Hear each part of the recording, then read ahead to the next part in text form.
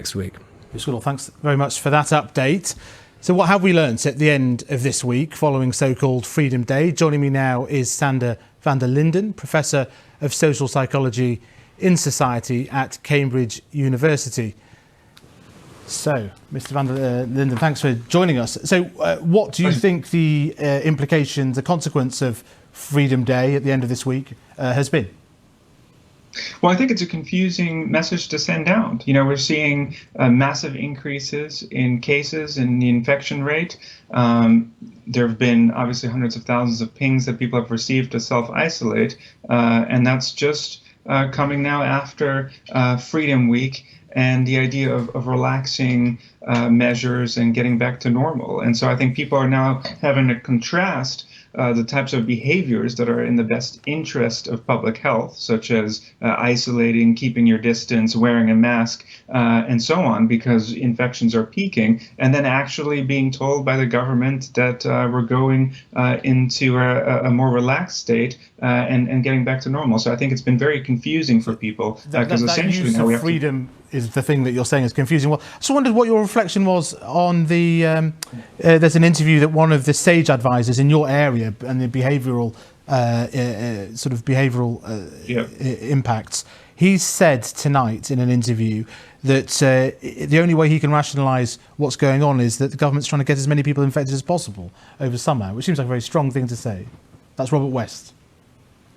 That is a very strong thing to say. I mean, I can't speak to the government's intention, although I have seen, multiple reports and accusations that their strategy is essentially to now go for natural herd immunity. I mean, I think that would be very concerning if that were the case, but obviously I can't speak to the government's intentions. So isn't what we're seeing now is that people are deciding the level of risk that they want to take for themselves, and at some point that was always going to happen?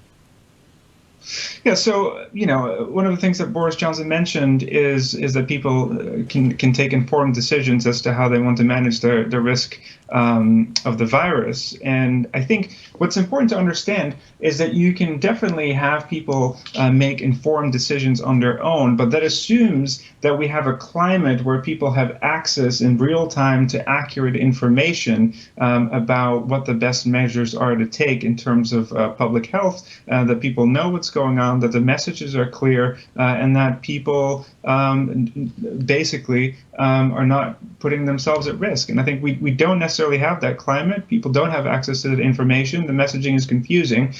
So I think at this point, we're not in a state where people can make informed decisions. And I think that's the dangerous part about that strategy. It assumes that we all have equal access to high quality information. So, for example, the key difference right now is, of course, that so many people are double vaccinated. Do you think there's a misperception that there's no risk about that particular state of affairs?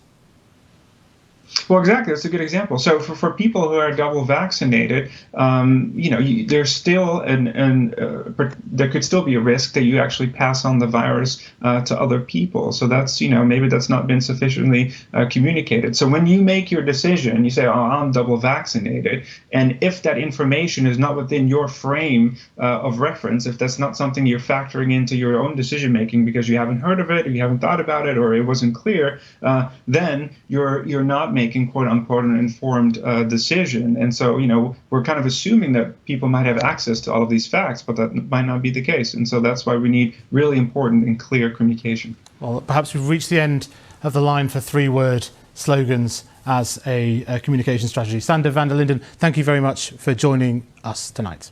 My pleasure. Now, it's a